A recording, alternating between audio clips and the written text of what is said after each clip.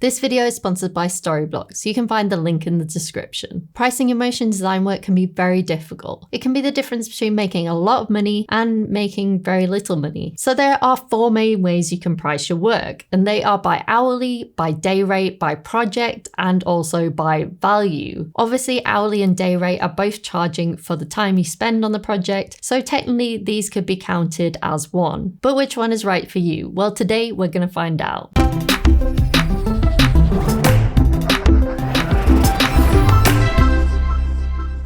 When I first went freelance, I had to ask a lot of freelancers what they were charging. It was all a little bit hush hush, keep your cards close to your chest at the time. So I had to take some of my freelance friends to the pub and ask them what they charged for their work. I remember being sat at a bar one day on a stool with a friend discussing day rates, and I said what I wanted to charge when I was a freelancer, and his response was, "You can't charge that. You'll have to be really impressive and you won't be able to make any mistakes or people won't hire you again." I remember feeling very, very scared. Like, what happens if no one hired me? And then what happens if they did hire me and then I made a mistake and they never hired me again, like he said? But what actually happened was I went on to charge that amount and I actually got very little pushback. And this made me realize that although there are average rates that people are charging, you don't have to follow them. Later on in the video, I'm going to discuss the best way I think you can charge for your work. But let's kick off with some of the more obvious and easier ways that you can charge for your work. First, we're going to discuss charging by the time you spend on the project. Of course, this could be split into hourly or day rates, but I'm going to talk about, in general, charging for your time. And of course, this is the easiest thing to do, especially if you're just starting out. The clients know how much you charge for your time, they book you for that time, and they pay you for that time. Pretty simple, right? Usually you might give the client some sort of estimate of how long you're going to spend on the project, but the client is essentially taking the risk for how long the project is going to take. But they're going to pay you for your time regardless, right?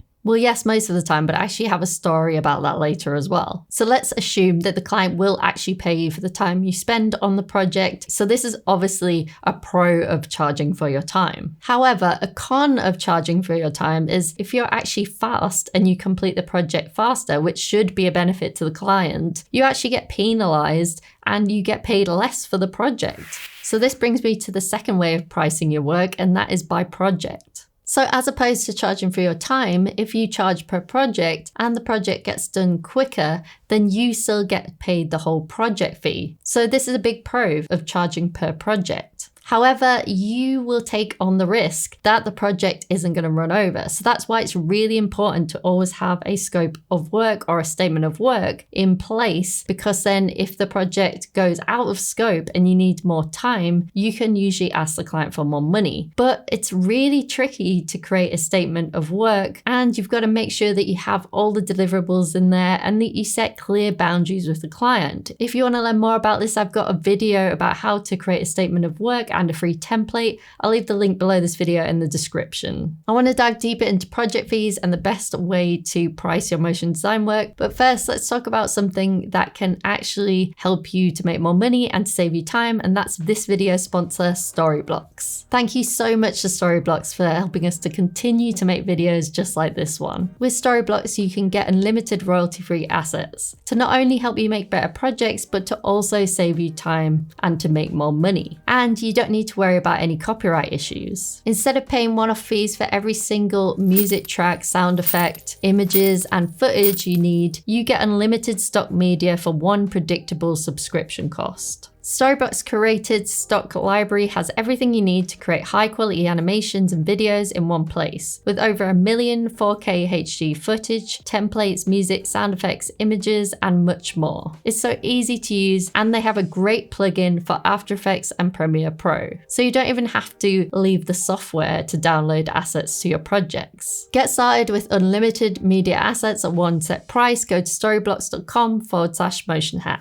So as I mentioned with project fees, you are taking on some of the risk yourself. Yes, you could end up getting paid more, but you could also end up getting paid much less. This is why many motion designers do prefer to do day rates or hourly fees, just because it's more predictable. But by taking on this risk, you do give yourself more of an opportunity to make more money. And it's also more feasible to hire other people when you're charging the client a project fee. And it gives the client a little bit more peace of mind because they know what you're going to charge them. them. But big problems come when the communication breaks down. When I first started freelancing, I was working on a project with the client. The client told me they had 4 days in the budget to complete this project. I worked on the project for 4 days, and then they continued to give me feedback on the 5th and 6th day. I assumed because I was charging a day rate that they were going to pay me for these extra days. And they assumed because they told me that they only had 4 days in the budget that they would only pay me for 4 days. So when it came time for me to invoice them, I invoiced them for 6 days. They came back to me and said that they couldn't pay these extra 2 days because they only had 4 days in the budget, and they told me this. Then what we had to do is we ended up splitting the difference. So I only got paid for one of the extra days,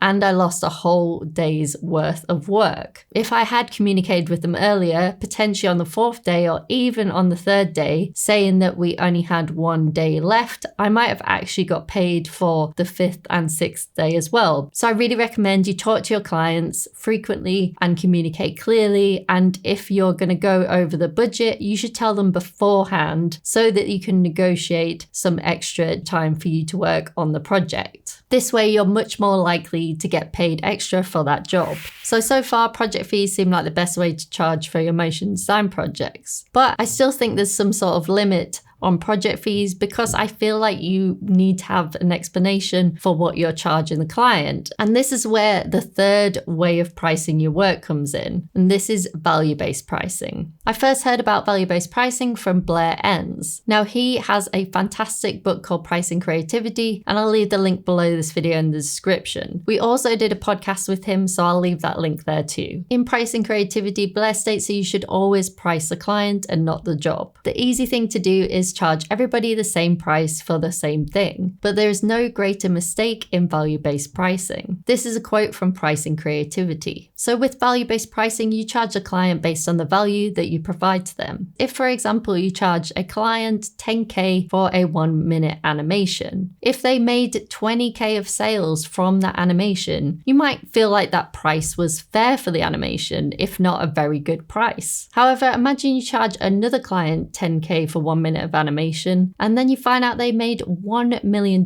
in sales from that animation. You'd probably come up to me and tell me you wish you'd charge more for that animation. So this is where value-based pricing comes in. So one of the most important things that you need to do when you want to charge your clients using the value-based model is to talk about your client's goals and the value that you're providing to them. But obviously this is a very tricky conversation. Blair Enns calls this mastering the value conversation. And if you want to know the 4 steps that are in the value conversation, you should watch this video next.